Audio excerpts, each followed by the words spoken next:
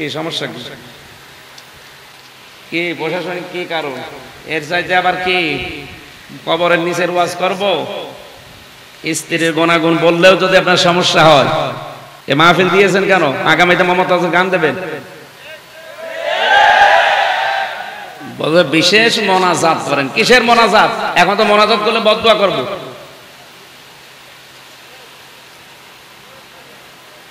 খেলা করার জন্য। সম্মানিত ভাইরা, আমরা যে 8টা গুণ বলার জন্য বসেছিলাম, আমি তাফসীর আকারে এই কথা বলছিলাম ইবনে কাসির থেকে, নাকি বানিয়ে বানিয়ে বলছি?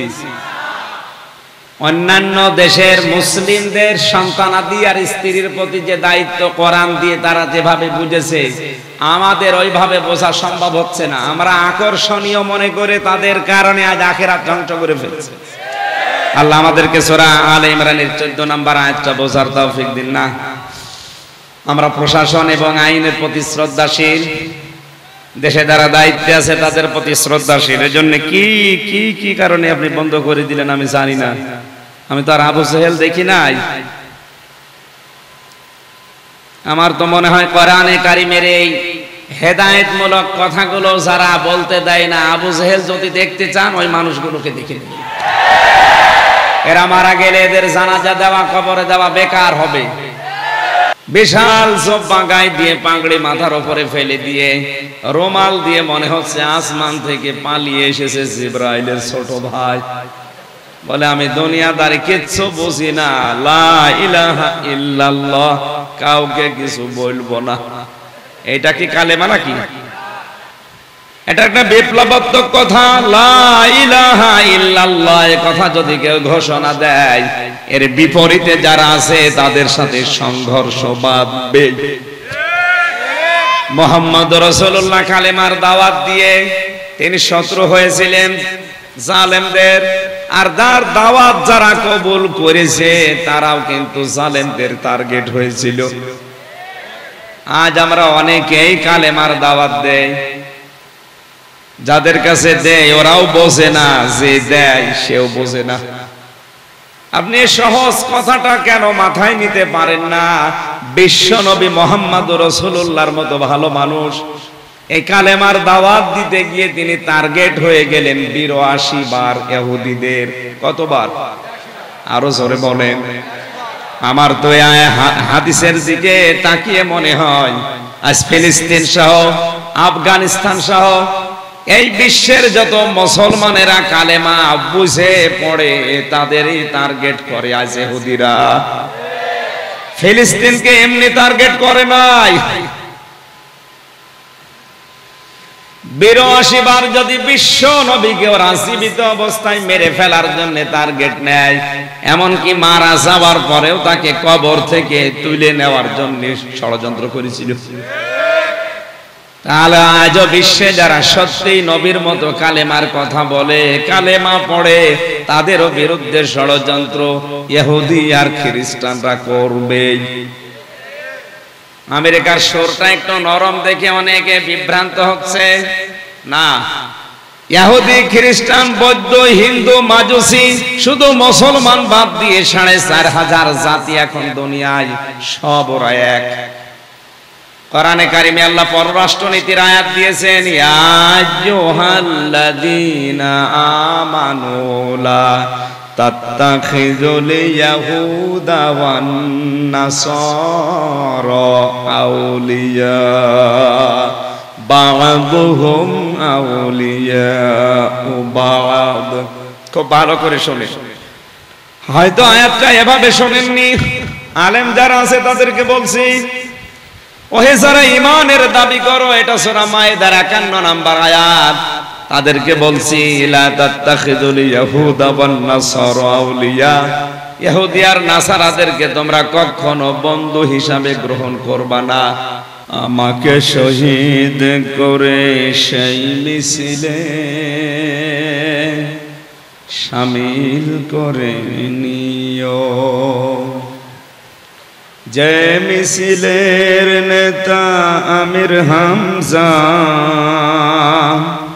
খোবায়েব খাব্বাব, খোদার ছিল যারা অতি প্রিয় শামিল করে নিও। আলহামদুলিল্লাহ। চট্টগ্রাম জেলার সাতকানিয়া থানার অন্তর্গত মাদারসা যুব উন্নয়ন পরিষদের উদ্যোগে একদিন ব্যাপী পঞ্চম বাৎসরিক ঐতিহাসিক তাফসিরুল কোরআন মাহফিলের স্বনামধন্য সভাপতি বিশিষ্ট ব্যবসায়ী ও সমাজসেবক আলহাজ আবুল হাশেম সওদাগর, সম্মানিত আহ্বায়ক জনাব জাহর আহমেদ, মাহফিলের প্রধান অতিথি মাননীয় জাতীয় সংসদ সদস্য আলহাজ এম এ মোতালেব সিআইপি, বিশেষ অতিথি ডাক্তার আমামা মিনহাজুর রহমান, আমন্ত্রিত ওলামা ইকরাম, ওরফানা লাকা যিকরাক, সম্মানিত ওলামা ইকরামের সম্মান মর্যাদা আরো কামনা করছে আল্লাহ যেন দান করেন, বলেন আমিন। সামনে বসা মুসলমান ভাইরা, পর্দার আড়ালের সম্মানিতা মা এবং বোনেরা, প্রশাসনের ভাইরা, প্রাণ প্রিয় চট্টগ্রামবাসী, দল মত নির্বিশেষে কোরআনের এই অনুষ্ঠানে যারা ইবাদত মনে করে এসেছি, খুশি হয়ে বলছে আলহামদুলিল্লাহ।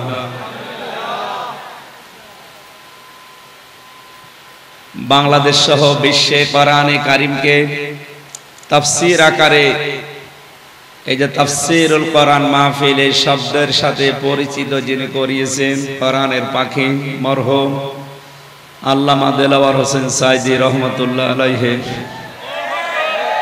ওনার সর্বোচ্চ অনুষ্ঠানগুলো আমরা পেয়েছি রাত 10টা, 10:30টায় শেষ হয়ে যেত। আপনারা আবার কোন জামানায় আসলেন আমি তো জানি না, এখন বাজে রাত 12টা চায়। একটা কথা হলো, দাওয়াত নেওয়ার সময় আমার খাতায় বললেন যে রাত 10টায় তুলবেন, 11:30, 12টায় শেষ। এখন তো শেষ হয়ে যাওয়ার কথা। যাদের নাম দেখলাম এখানে, বাংলাদেশের পতিতযশা আলেমে দিন যারা, শায়েখ আহমদুল্লাহ, মাওলানা আবুল কালাম আজাদ বাশার, মাওলানা ডক্টর নিজামউদ্দিন, মাওলানা মনিরুল ইসলাম মজুমদার, অধ্যাপক নুরুজ্জামান মঞ্জু, মাওলানা আব্দুল্লাহ আল মারুফ, এদেরকে ভালো ভালো সময়গুলো দিয়েছেন আর আমার জন্য রেখেছেন একেবারে শেষে। এখন তো ঘুমানোর সময়। নবী জানিয়েছেন এশার নামাজ পড়ে গুরুত্বপূর্ণ কোনো কাজ না থাকলে তাড়াতাড়ি ঘুমিয়ে পড়ো, শেষ রাতের দিকে ওঠো, তাহাজ্জুদের সেজদায় পড়ে মনের কথাগুলো বলো। পৃথিবীর সবচাইতে মজাদার বিষয় তাহাজ্জুদের সেজদা। আমি 3টা বছর জেলখানায় ছিলাম, কিছুদিন আগে বের হয়েছি, আপনারা জানেন। এই 3 বছরের ভেতরে সবচাইতে বেশি আমার ভালো লেগেছে তাহাজ্জুদের এই সেজদায় 40-45 মিনিট একাধারে যেটা পড়ে থাকতাম, মনের কথাগুলো মাতৃভাষায় বাংলা ভাষায় আল্লাহকে বলতে পারতাম কেঁদে কেঁদে। আমার মনে হয় স্বামী স্ত্রীর ব্যবহারের চাইতে ওইটা আনন্দ লাগতো বেশি। ওই নিয়মটা এখন তো আমরা পাল্টিয়ে ফেলবো। এখন 12টা, কিছু কথা বলে মোনাজাত করতে বাজবে 1টা, আপনি বাড়ি যেয়ে ঘুমাবেন রাত 2টা 3টায়, উঠবেন কখন? ফজরের নামাজ শেষ পর্যন্ত কাজা হয়ে যাবে। মেহমান করে যখন সেই কুষ্টিয়া থেকে পর্যন্ত নিয়ে আসলেন, চট্টগ্রাম সহ বাংলাদেশের 64 জেলার যারা কোরআনে কারিমের পাগল মুসলমান যারা, তাদেরকে বলবো এই অনুষ্ঠানগুলো কোরআনের পাখি যেভাবে করতেন ওইভাবে আপনারা সাজাবেন। মাগরিব থেকে এশা পর্যন্ত একজন আলোচককে দিয়ে শেষ করে দেবেন, এশার নামাজ পড়েই তুলে দেবেন। 1-1.5 ঘন্টা যায় বলো, অন্তত রাত 9টা 9:30টায় যেন অনুষ্ঠান শেষ হয়ে যায়। বাড়ি যেয়ে ঘুমিয়ে ওই রাতে তাহাজ্জুদের নামাজ পড়ে সকালে যেমন কর্মজীবনে যেতে পারে। আজকে যেটা করলেন এটা ঠিক হয়নি, আমার শরীরও এভাবে নষ্ট হয়ে যাবে।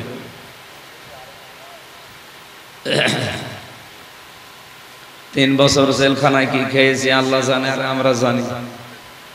ভেতরের অবস্থা তো ভালো না, এরপরও যদি এইভাবে আপনারা কথা ঠিক না রাখেন, যে গরু দিয়ে চাষ করে খাবেন ও গরুই যদি মরে যায় তো কি দিয়ে চাষ করবেন? আমার এইভাবে কষ্ট দিলে আমি তো আর লাস্টিং করবো না, কিছুদিন পরে পটল তোলা লাগবে।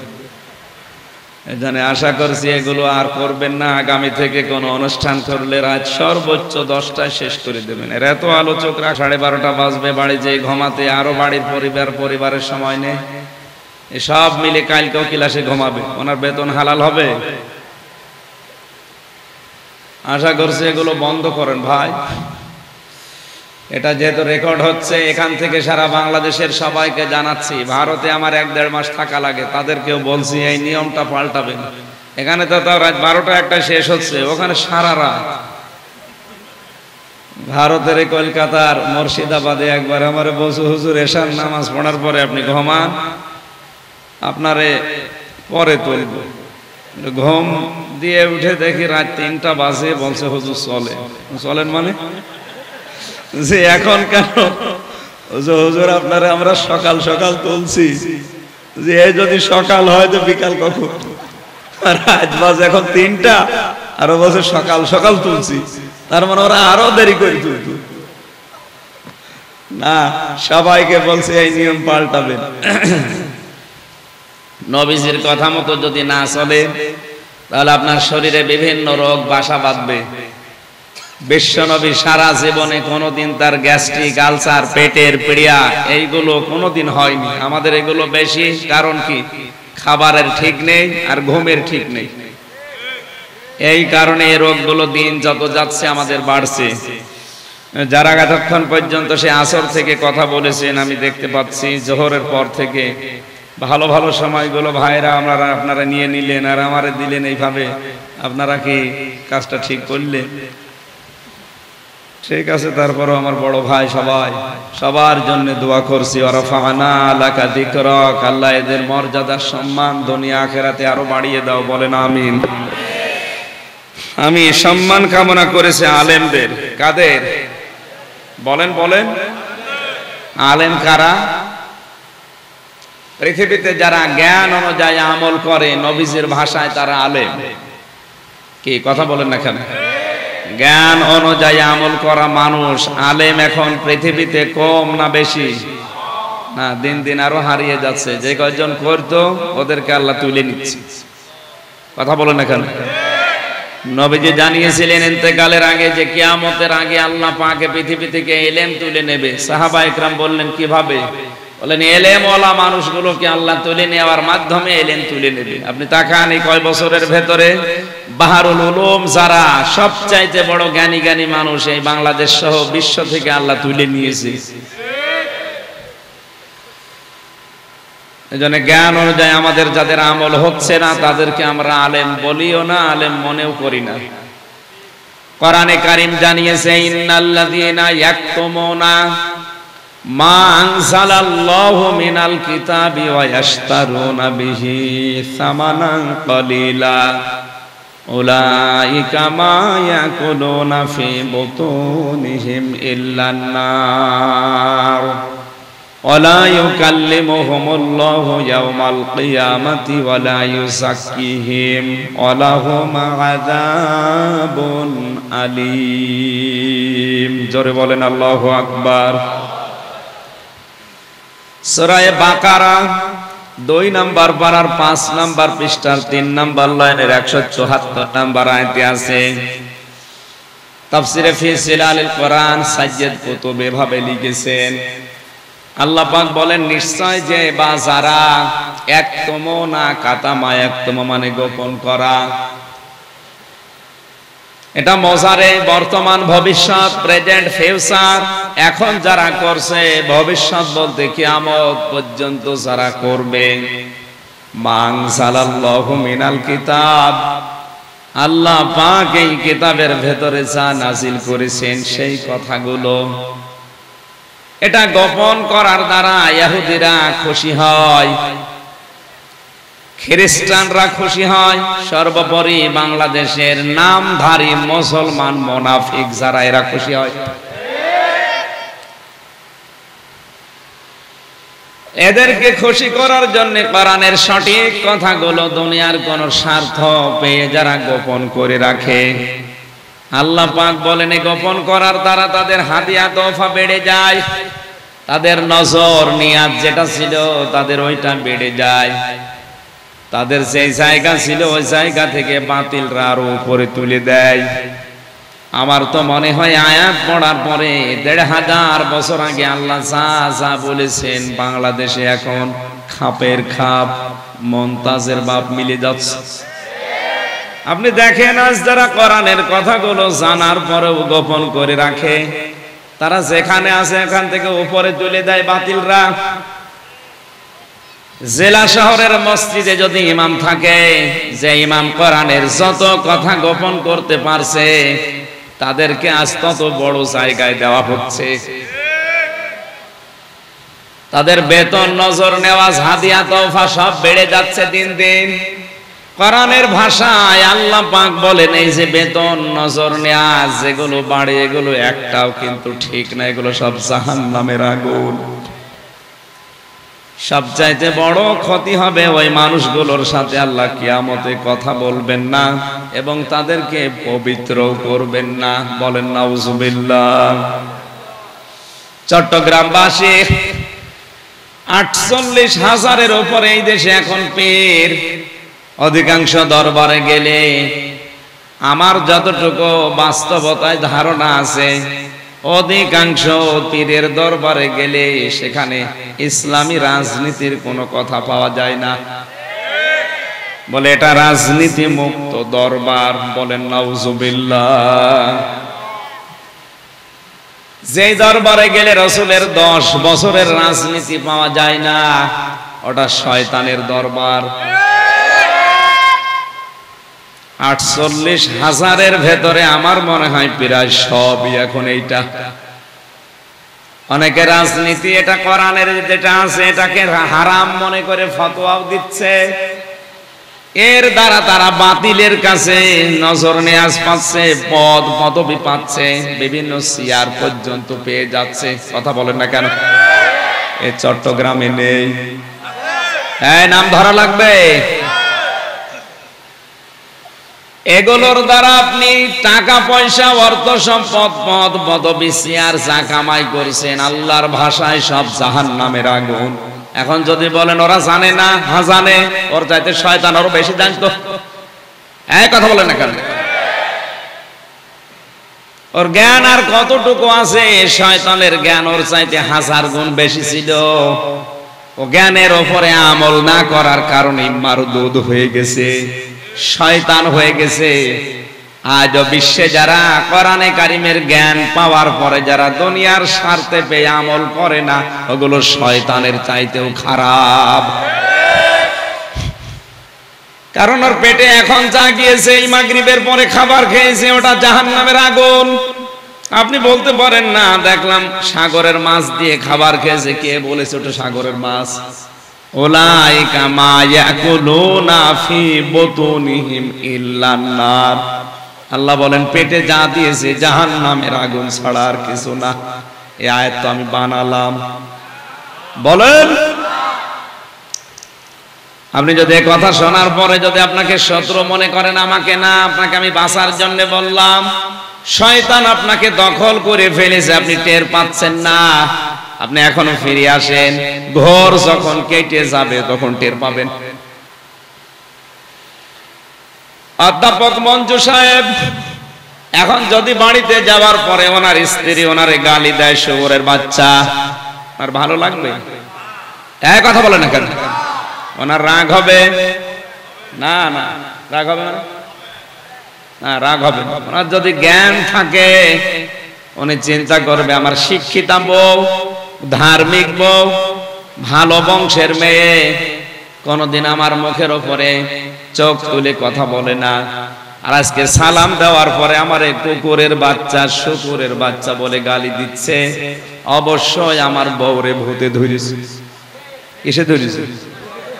এরে জিনে ধরেছে, ভূতে ধরেছে, পরিতে ধরেছে।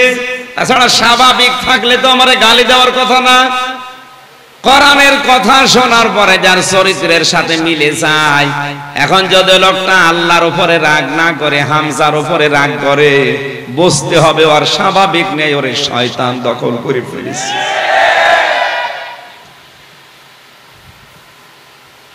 আয়াতের শেষের দুইটা কথা বেশি মারাত্মক। ওয়ালা ইউকাল্লিমুহুমুল্লাহ, আল্লাহ তাদের সাথে কথা বলছে না, বলবেও না। অথচ এই বাংলাদেশ সহ বিশ্বে আজ যারা আল্লাহর কথাগুলো গোপন করে, ওই ভণ্ড পীরগুলো আজ আওয়াজ ছড়িয়েছে আল্লাহর সাথে আমার কথা হয়। ঢাকাতে বহু দরবার আছে যে দরবার থেকে আওয়াজ পাওয়া যায় যে ওদের পীর সাহেব নাকি আল্লাহর সাথে ডাইরেক্ট কথা বলে। আল্লাহ বলেন কোরআনের কথা গোপন করলে তার সাথে আমি কথা বলছি না, বলবো না। ওয়ালা ইউযাক্কিহিম, তাদের পবিত্র করছি না, করবো না। তার মানে তাদেরকে জাহান্নামের আগুন দিয়ে আমি আল্লাহ ঝালাই করব। উলাইকা লাহুম আযাবুন আলীম, এদের জন্য যন্ত্রণাদায়ক শাস্তি রেডি করা আছে। বলেন নাউযুবিল্লাহ। এই আয়াত অনুযায়ী আমার যতটুকু বাস্তবতায় জ্ঞান আমি পেয়েছি, আলেম শুধু নামের আগে মাওলানা, মুফতি, হাফেজ, মুহাদ্দিস লেখা থাকলে আলেম হয় না। আলেম হওয়ার জন্য কমপক্ষে 3টা গুণ থাকা লাগবে। কয়টা? বলেন বলেন। যে আলেম আল্লাহর কোরআন নিয়ে চিন্তা ভাবনা করে, যে আলেম কবিরা গুনাহ থেকে নিজেকে সমর্থ থাকার পরও বাঁচিয়ে রাখে, যে আলেম আল্লাহর ইবাদতে নিজেকে নিয়োজিত রাখে। আপনি হিসাব করে বলেন এই আলেম বাংলাদেশে এখন হাতে গোনা নেই। বিশাল জব্বা গায়ে দিয়ে, পাগড়ি মাথার উপরে ফেলে দিয়ে, রুমাল দিয়ে মনে হচ্ছে আসমান থেকে পালিয়ে এসেছে জিবরাইলের ছোট ভাই। বলে আমি দুনিয়াদারি কিচ্ছু বুঝি না, লা ইলাহা ইল্লাল্লাহ, কাউকে কিছু বলবো না। এটা কি কালেমা নাকি? এটা একটা বিপ্লবাত্মক কথা। লা ইলাহা ইল্লাল্লাহ এই কথা যদি কেউ ঘোষণা দেয়, এর বিপরীতে যারা আছে তাদের সাথে সংঘর্ষ বাঁধবে। মুহাম্মদ রাসূলুল্লাহ কালেমার দাওয়াত দিয়ে তিনি শত্রু হয়েছিলেন জালেমদের, আর তার দাওয়াত যারা কবুল করেছে তারাও কিন্তু জালেমদের টার্গেট হয়েছিল। আজ আমরা অনেকেই কালেমার দাওয়াত দেই, যাদের কাছে দেয় ওরাও বোঝে না, যে দেয় সেও বোঝে না। আপনি সহজ কথাটা কেন মাথায় নিতে পারেন না? বিশ্ব নবী মুহাম্মদ রাসূলুল্লাহর মতো ভালো মানুষ এই কালেমার দাওয়াত দিতে গিয়ে তিনি টার্গেট হয়ে গেলেন 82 বার ইহুদিদের। কতবার? আরো জোরে বলেন। আমার তো হাদিসের দিকে তাকিয়ে মনে হয় আজ ফিলিস্তিন সহ, আফগানিস্তান সহ এই বিশ্বের যত মুসলমানেরা কালেমা বুঝে পড়ে তাদেরই টার্গেট করে আজ ইহুদিরা। ফিলিস্তিনকে এমনি টার্গেট করে নাই।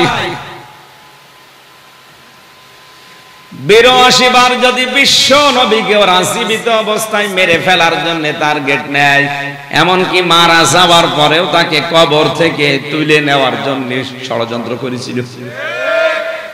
তাহলে আজও বিশ্বে যারা সত্যি নবীর মতো কালেমার কথা বলে, কালেমা পড়ে, তাদেরও বিরুদ্ধে ষড়যন্ত্র ইহুদি আর খ্রিস্টানরা করবে।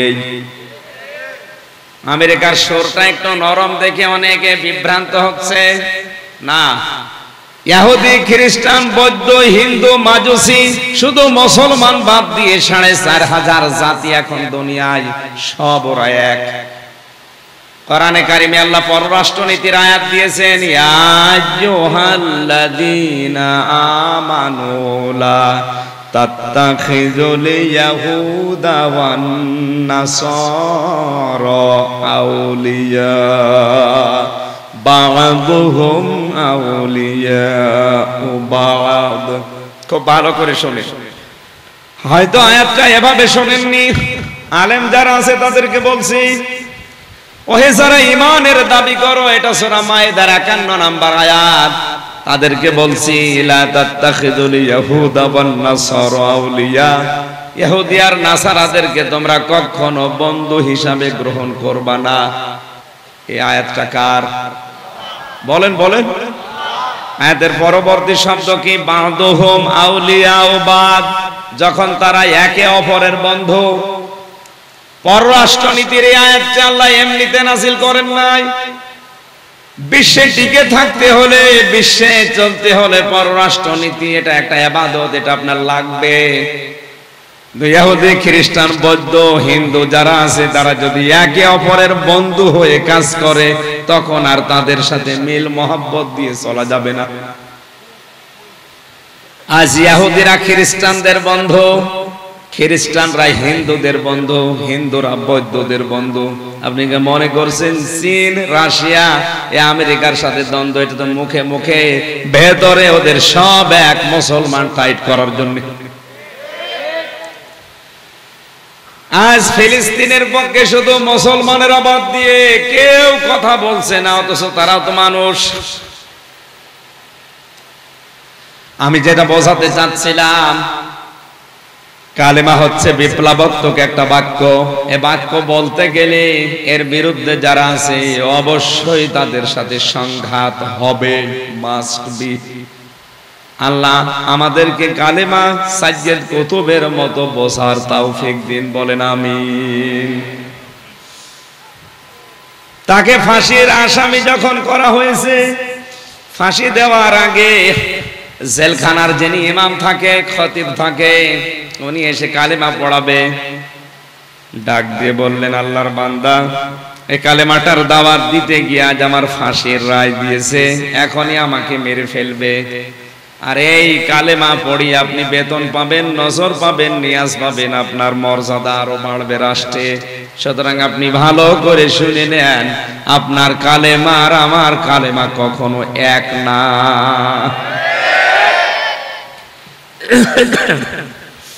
এজন্য আমি শেষে আলেমের মর্যাদা কামনা করি না, আমি আলেমদের মর্যাদা কামনা করি। ওই আলেম, যে আলেমদেরকে ইমাম তাইমিয়া রাহমাতুল্লাহ আলাইহি জানিয়েছেন তিনটা জায়গায় পাওয়া যায়। 1 নম্বরে মাটির নিচে, 2 নম্বরে জিহাদের ময়দানে, 3 নম্বরে জালেমের জেলখানায়। আল্লাহ আলেমদের মর্যাদা তুমি সত্যিই বাড়িয়ে দাও, হাক্কানি আলেমদের, বলেন আমিন। দরুদ আর সালাম পড়ছি আমাদের নবী মুহাম্মদুর রাসূলুল্লাহ সাল্লাল্লাহু আলাইহি ওয়াসাল্লামের প্রতি। আমার আজকের তেলাওয়াতকৃত আয়াত সূরা আলে ইমরানের 14 নম্বর আয়াত। এখানে মহান আল্লাহ আমাদেরকে কিছু জিনিসের প্রতি আকর্ষণ তৈরি করে দিয়েছেন। যেহেতু তাফসীরুল কোরআন মাহফিল লেখা, জোহরের পর থেকে যত মানুষের নাম দেখলাম তাফসীর আকারেই হয়তো তারা কথা বলেছে, মূল কথা আপনারা শুনে ফেলেছেন। আমি তো ছোট মানুষ, যতটুকু পারি আয়াতের উপরে আমার যতটুকু স্টাডি আছে, পড়াশোনা আছে, তাফসীর আকারে আমি বলার চেষ্টা করব ইনশাআল্লাহ। শয়তান যদি আশপাশে থাকে তাকে যেন আমরা তাড়াতে পারি। শয়তান তাড়ানোর দোয়া আগে পড়ে, আউযু বিল্লাহি মিনাশ শাইতানির রাজিম, বিসমিল্লাহির রহমানির রহিম।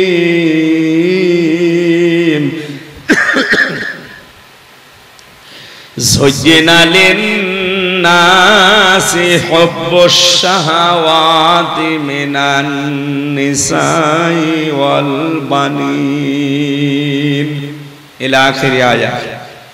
কোন সূরা যেন বললাম? সূরা আলে ইমরান। 200টা আয়াত আছে, মাত্র একটা আয়াত পড়েছি, 14 নম্বর আয়াত। 8টা বিষয় আছে আয়াতে। কয়টা?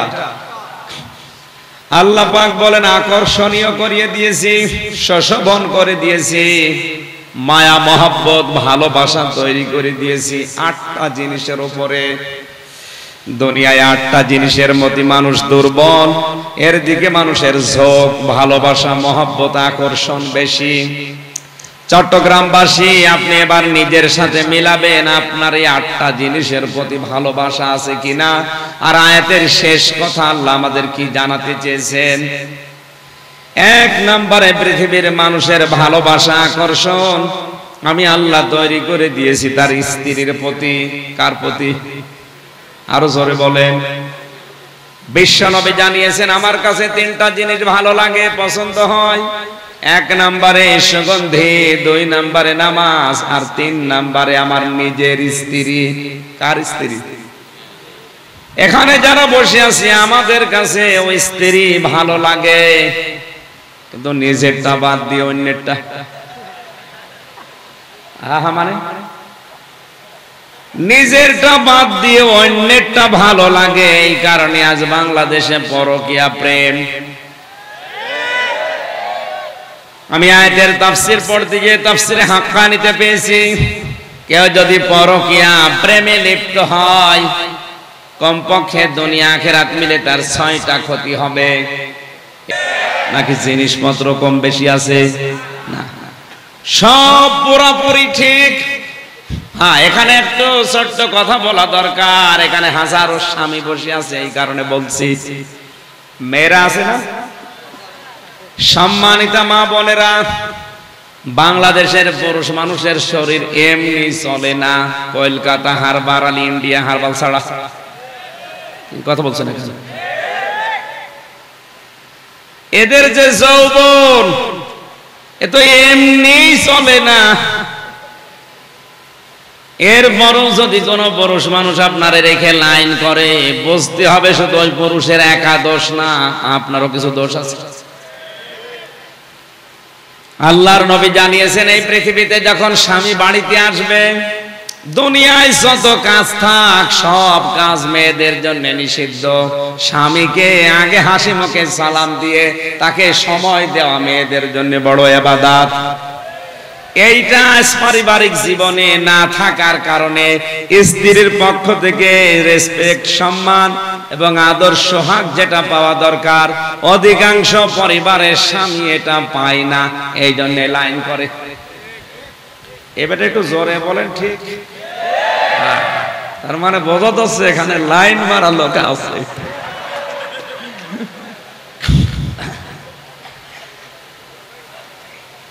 আল্লাহর নবী জানিয়েছেন, পৃথিবীতে আমার কাছে স্ত্রী ভালো লাগতো, আমাদের কাছেও ভালো লাগছে, কিন্তু স্ত্রী তৈরি হওয়ার আগে যে 4টা বিষয় খেয়াল করা দরকার, এখানে অধিকাংশ মানুষ ওগুলো খেয়াল করছি না।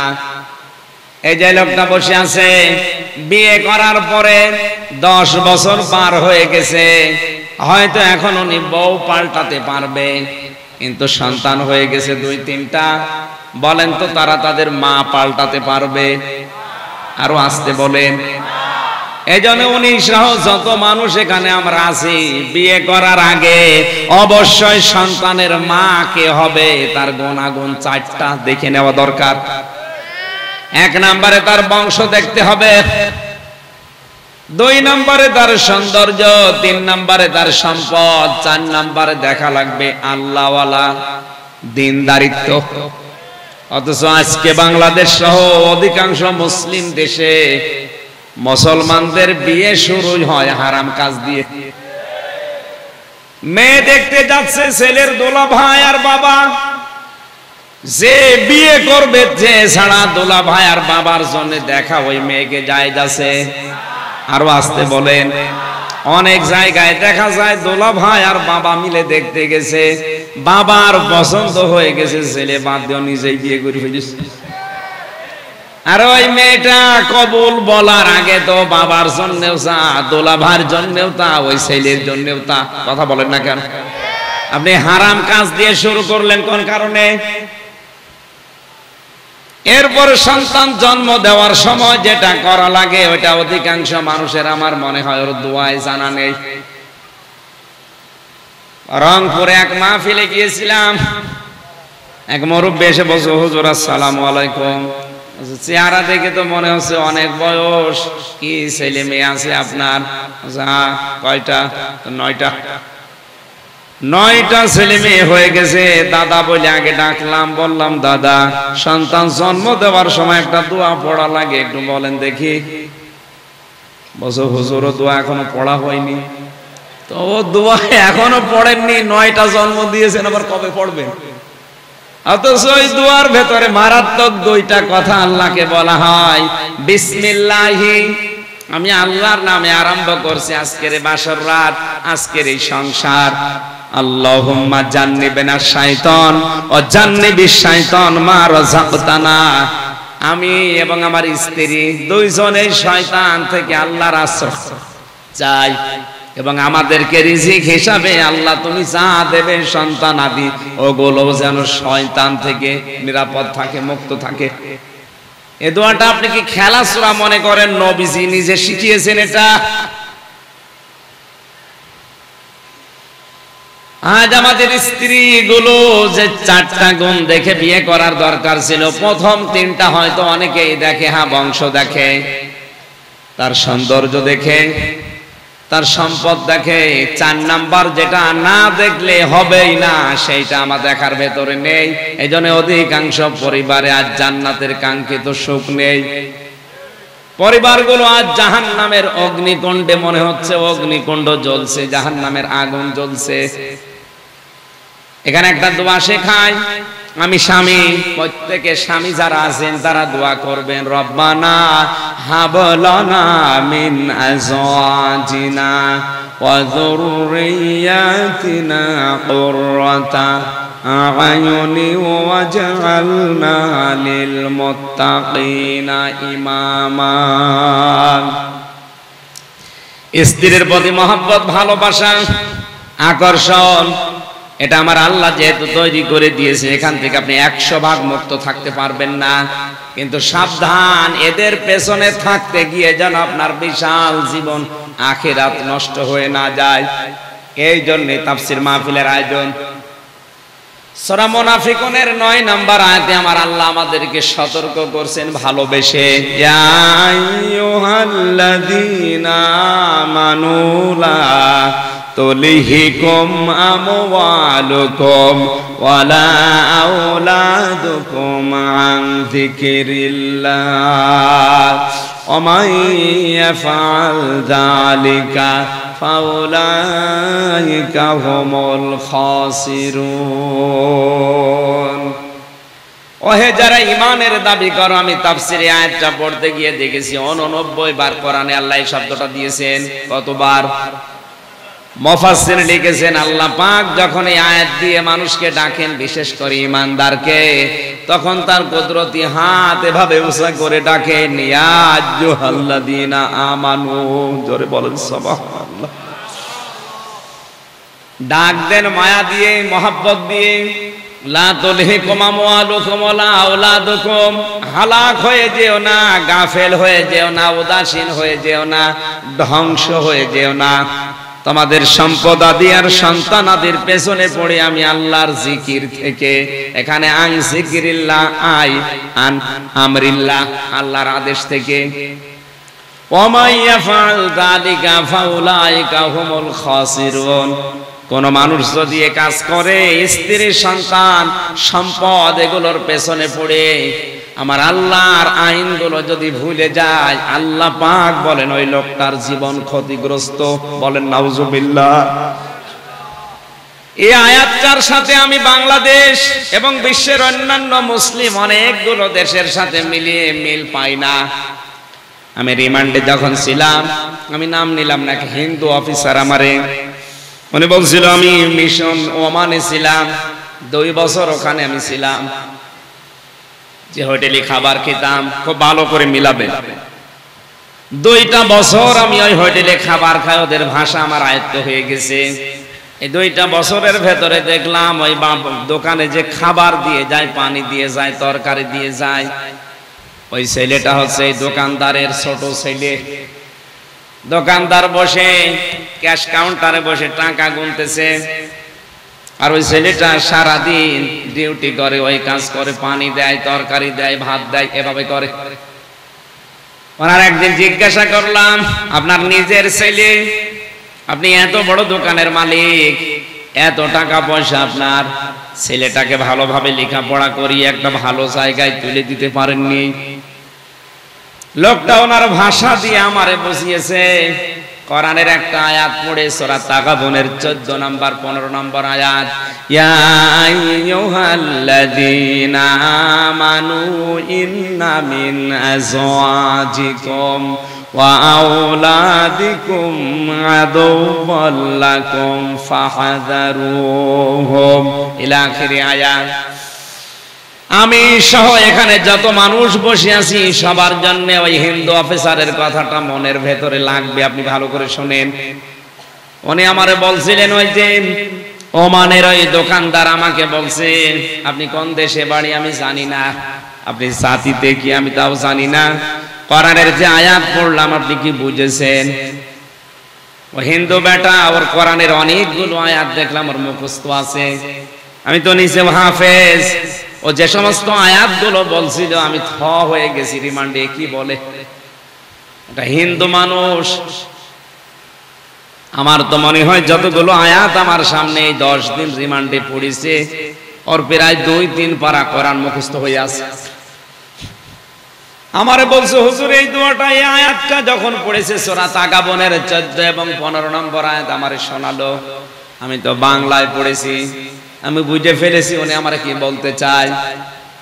দোকানদার আমাকে বলতে চেয়েছে, হে আল্লাহর বান্দা, আল্লাহ পাক আমাকে কোরআনে কারিমে জানিয়েছে অবশ্যই তোমাদের স্ত্রী, তোমাদের সন্তান তোমাদের মাঝে মাঝে তোমাদের জন্য শত্রু হয়ে দাঁড়াবে, সুতরাং তাদের সম্পর্কে সতর্ক থাকবা।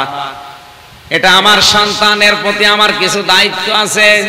একে জন্ম দেওয়ার পরে আমি এর একটা সুন্দর নাম রেখেছি আহমেদ আলী। কি নাম? এর নাম রেখেছি আহমেদ আলী। 2 নম্বর, একে যতটুকু পারি আমি দিনের শিক্ষা দিয়েছি। হ্যাঁ, ইসলাম মানতে গিয়ে যতটুকু দিন জানা লাগে ও জানে। 3 নম্বরে ওর একটা কর্মজীবন তৈরি করে দেওয়া দরকার, হালাল। আমার যতটুকু সামর্থ্য ছিল আমি তৈরি করে দিয়েছি। তাই বলে তো আমি ওর জন্য ঘুষ দিয়ে বড় জায়গায় চাকরি দিয়ে আমার আখিরাত নষ্ট করতে পারি না। এরকম বাবা দেশে নেই। নিজের সন্তানের যোগ্যতা নেই, এরপরে উপরে টাকা পয়সা দিয়ে এমন জায়গায় বসিয়েছে, টাকা দিয়ে ঘুষ দিয়ে। আমি বেশি বলে ফেললাম, এই কথা বলেন না কেন? এ বাবা কিন্তু জানে যে চেয়ারের যোগ্যতায় আমার ছেলে নেই, এরপরও ঘুষ দিয়ে ওই জায়গাটা ওই চেয়ারে তাকে বসিয়ে চেয়ারটায় বসে আর আজে বাজে কাজে, অবৈধ কাজে আঞ্জাম দিচ্ছে ওর ছেলে, কারণ চেয়ারের যোগ্যতা তো ছেলের নেই। দোকানদার বলছে, আল্লাহর বান্দা 4 নাম্বার, ওকে আমি একটা সৎ পাত্রী দেখে পাত্রস্থ করেছি, ওকে আমি একটা সৎ পাত্রী দেখে বিয়ে দিয়েছি। নবীজি আমাকে 4টা দায়িত্ব দিয়েছিল, আমি পুঙ্খানুপুঙ্খানু ভাবে আদায় করলাম। ওর জন্য দুনিয়াদার হয়ে আমি তো জাহান্নামে যেতে পারি না। আপনি হিসাব করে মেলান তো বাংলাদেশের সাথে। কি সমস্যা? কি প্রশাসনিক কি কারণ? এর চাইতে আবার কি কবরের নিচের ওয়াজ করব? স্ত্রীর গুণাগুণ বললেও যদি আপনার সমস্যা হয়, এ মাহফিল দিয়েছেন কেন? আগামীতে মমতাজ গান দেবেন, বলে বিশেষ মোনাজাত করেন। কিসের মোনাজাত? এখন তো মোনাজাত করলে বদদুয়া করব।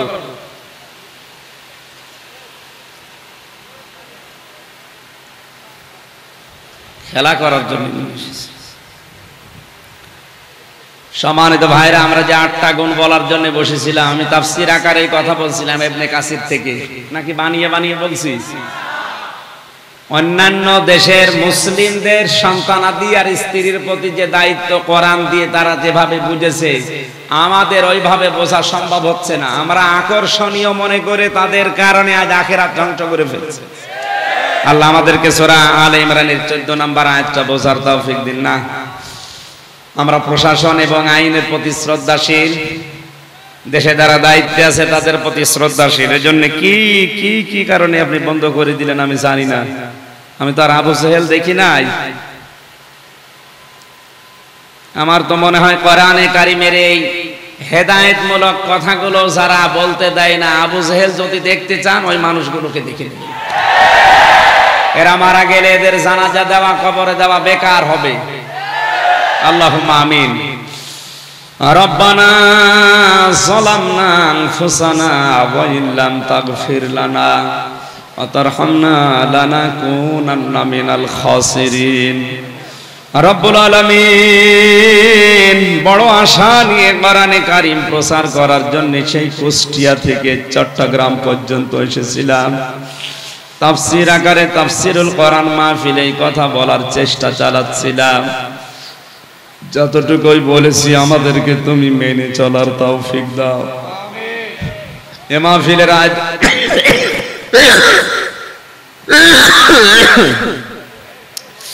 আয়োজন যারা করেছে, শোনার জন্য যারা এসেছে, মূল কথাগুলো আমরা বলতেও পারলাম না।